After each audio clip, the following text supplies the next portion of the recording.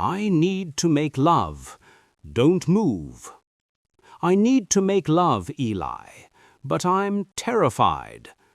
I need to make love. Don't move. The words trembled from Isabella Hawthorne's lips as she stood in the blistering Colorado dust, her calloused hands slowly sliding the worn suspender strap up Rhett Callahan's sun-bleached shirt. At 6'5", in her long black mourning dress, the towering widow loomed over the quiet rancher, her huge fingers resting against his chest longer than necessary. Rhett's breath caught. This silent man who'd worked his dying ranch alone the 6 brutal years never dreamed the town blacksmith's widow would ever touch him like this, like she truly needed him. Isabella's storm-grey eyes burned with 20 months of raw, aching loneliness as she whispered again, I need to make love, Rhett, but I'm terrified I'll hurt you. The lonely rancher stood frozen beneath her touch, the endless high plains rolling behind them like golden waves, and what he did next would shock the entire town of Bitter Creek. But would this towering widow's forbidden confession destroy them both?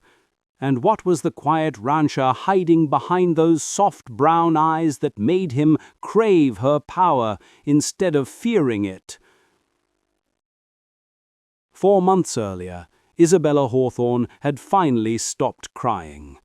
The tears dried up the day after they buried Levi, her gentle giant of a husband crushed beneath a collapsed timber frame that should have killed 5 men, but only took him. 20 months alone in that roaring forge, pounding steel until her palms bled. Because if she stopped moving, if she let herself feel, the grief would swallow her alive. At 6'5", since she was 15, Isabella had learned early the world wasn't built for women like her. Too tall, too strong, too much. But Levi had loved her exactly as she was, called her his Queen of the Rockies. And when he died, she believed that kind of love was buried with him. Then one blazing morning, Rhett Callahan walked into her forge, and everything changed, though she didn't know it yet. His gelding had thrown a shoe 4 miles out, and he stood in the doorway, hat in hand, dust thick on his battered boots. At 5'8", he was shorter than most men in Bitter Creek, and grief had carved deep lines around his mouth that made him look older than 40. His wife, Hannah, had bled out giving birth to their daughter, who never took a single breath. 6 years ago now. The town whispered he'd gone half mad after, worked himself numb on that failing ranch just to keep the memories at bay. But when Rhett looked at Isabella, he didn't stare at her collarbone or the ceiling or his own feet like every other man. His warm brown eyes met her straight on, and something in her chest that had been frozen for 20 months cracked open just a little. "Heard you're the finest smith between here and Denver," he said quietly. His voice was low, steady, respectful, and it made her want to cry for reasons she couldn't name. "Heard right," she managed, wiping soot-black hands on her leather apron. "Bring him round back." As she worked the gelding's hoof, Rhett spoke soft and gentle to the horse, words that calmed the animal instantly. Most men cursed or stayed silent. This man spoke tenderness like it was a language he'd never forgotten, even after everything he'd lost. "You're good with him," Isabella said, driving the last nail home. Rhett's lips curved into something almost a smile. "Better company than most folks," he admitted, then softer. "Present company excluded, ma'am." Something warm and dangerous bloomed in Isabella's chest. She straightened to her full height, expecting him to step back like every man always did when they remembered exactly how big she was. Rhett didn't move. He looked up at her with those gentle brown eyes and said, "Any man who can't see past a few inches to the woman swinging that hammer is a blind fool, ma'am, and I've been called a lot of things, but never blind." His hand brushed her forearm, warm, sure, unafraid. Nobody touched her casually anymore. Nobody reached for her like she wasn't a freak or a burden. "That'll be $3, she whispered, voice gone rough. Rhett pressed the coins into her palm, his fingers lingering in a way that made her pulse thunder. "I'll be back," he promised. "Got 4 more horses that'll need shoes before winter." Winter was months away. They both knew it. She watched him ride away across the wind-swept plains, her palm still burning where he'd touched her. And Isabella Hawthorne let herself hope, just maybe, she wasn't finished being wanted after all. Rhett came back in 4 days, not 4 months, with a broken wagon tongue that wasn't broken at all, just a fresh axe mark on the end. Isabella saw him riding up the dusty track, and her heart did something foolish. It leapt like she was 17 again. The visits became a rhythm, steady as breathing. Every few days Rhett found another reason. A loose hinge, a bent plowshare, advice on a limping mare. Each time he stayed longer, and each time Isabella worked slower, stretching the minutes like warm taffy. They talked while she hammered steel, about everything and nothing. He told her about Hannah, how losing her and the baby had hollowed him out. "Felt like the Lord reached in and scooped out everything that made me a man," Rhett said one twilight, voice raw. 6 years just existing, going through the motions. He looked at her, really looked. "Then I met you, and I remembered what it felt like to want tomorrow." Isabella's hammer stilled. "Rhett, I know it's only been a few weeks," he said quickly. "I know I'm crazy showing up with my made-up repairs in fake broken things." He laughed shakily. "Maybe I am crazy, but Isabella, when I'm here watching you work, listening to you talk about the forge and your pa and how Levi used to bring you wildflowers even when he told you they'd just wilt, I don't feel alone anymore. Haven't felt that in 6 years. The forge suddenly felt too small, too hot, too full of everything she'd been terrified to want again." She set the hammer down with trembling hands. "Levi was a good man," she whispered. "Loved me exactly as I am, called me his Queen of the Rockies, and never once made me feel like I was too much." Tears burned her eyes. "Don't figure I'll find that twice in one lifetime. Don't figure the world works that way for women built like me." Rhett stood up and stepped closer, and Isabella's breath caught, because he was looking at her the way Levi used to, like she was everything. "Isabella, I need to tell you something," he said, "and I need you to hear me. I don't come for the ironwork. I come because you make me laugh with your terrible jokes, because you argue with me about cattle and horses and never back down, because I'm falling in love with you, and I had to say it before I lost my nerve." The world tilted. She grabbed the bench to keep from falling. "Rhett," she started, and the old words tangled in her throat. Too tall, too strong, too much. Too tall, too strong, too much. He finished for her gently. He reached up, had to reach up, and cupped her soot-streaked cheek with heart-breaking tenderness. Hannah was tiny, delicate as a bird. I could carry her with one arm.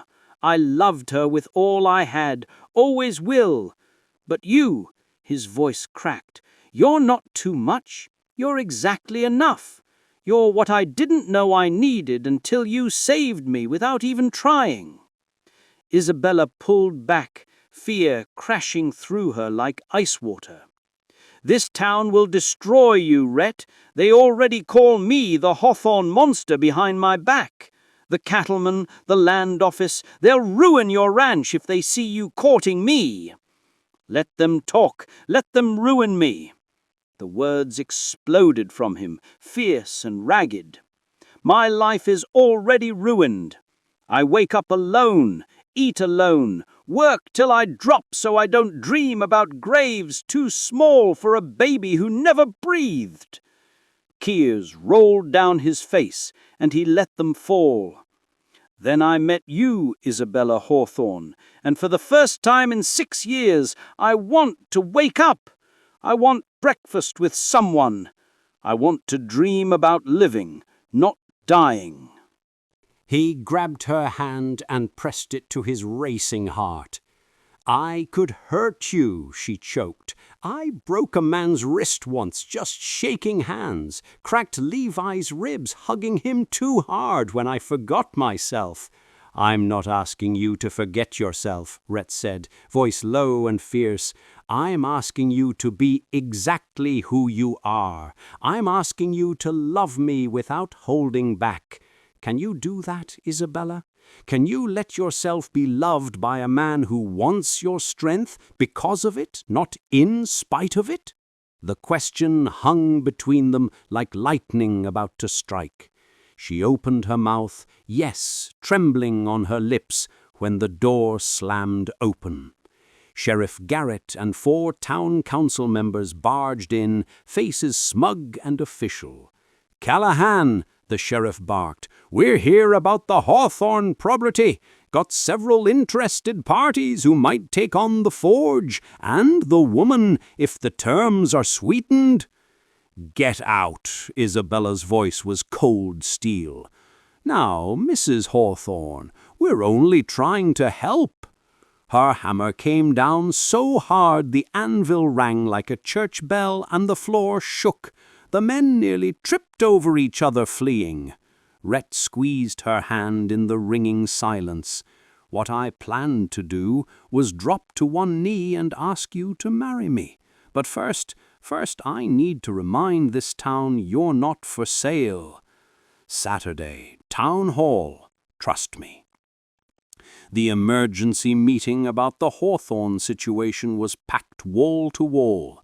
Isabella wasn't invited. She was the problem to be solved. She came anyway, stood at the back in her black dress like a thundercloud, listening to them auction her future. The doors crashed open. Rhett Callahan strode in, face carved from granite, walked straight to the front and climbed up on the council table. "Get down, Callahan! Shut up and listen, all of you!" His eyes found Isabella's across the room and softened for one heartbeat. Isabella Hawthorne is not a problem. She's not property. She's the strongest, kindest woman this town will ever know, and she's the woman I love. Gasps, fans froze midair, jaws dropped. He jumped down, walked through the parting crowd, and in front of God and everybody, dropped to one knee. "Isabella Hawthorne, I've got a half-dead ranch, a stubborn streak wider than the plains, and I'm shorter than you by a long shot. But I love you. I love your fire, your laugh, the way you make me feel alive again."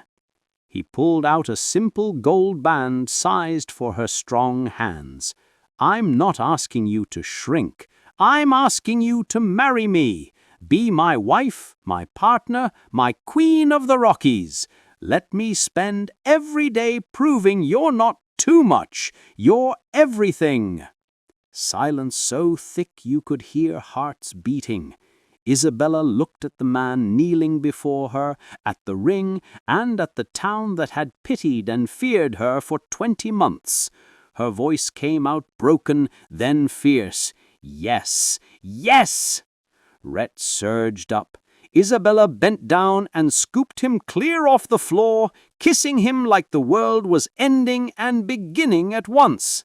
The hall erupted. Cheers, gasps, a few scandalized shrieks, but Rhett and Isabella only heard each other. They walked out hand in hand while Bitter Creek talked about it for years. 5 weeks later, they married in her forge, Isabella radiant in cream silk she'd sewn herself. When the preacher said, "Kiss the bride," she lifted Rhett high, and the whole town cheered. But the moment everyone still whispers about came that night, alone in their bedroom. Isabella stood trembling by the window.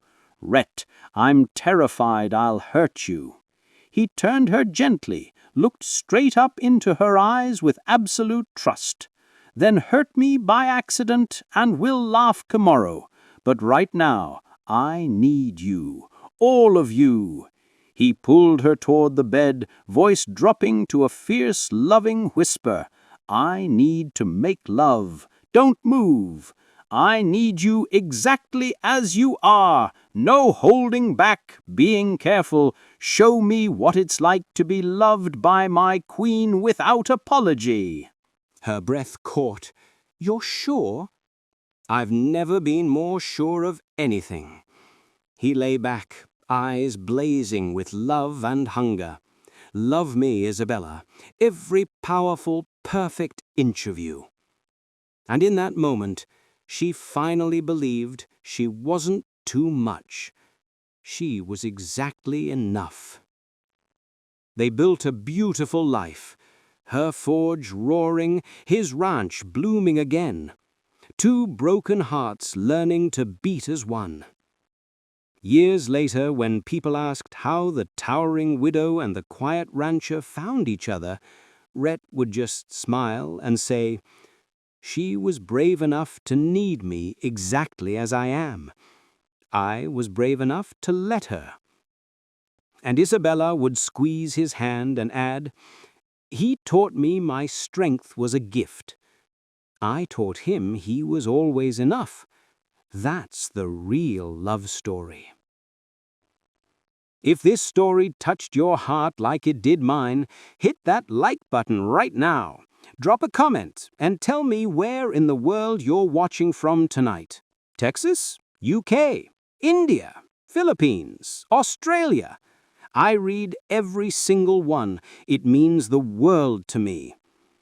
And if you believe real love doesn't care about height, size, or what small-minded people think, share this video with someone who needs to hear it today. Smash subscribe, turn on the bell, because I promise the next story is even more powerful. Like, subscribe, comment your location below. Do it twice if this one hit you hard. Thank you for being here, beautiful souls. See you in the next one.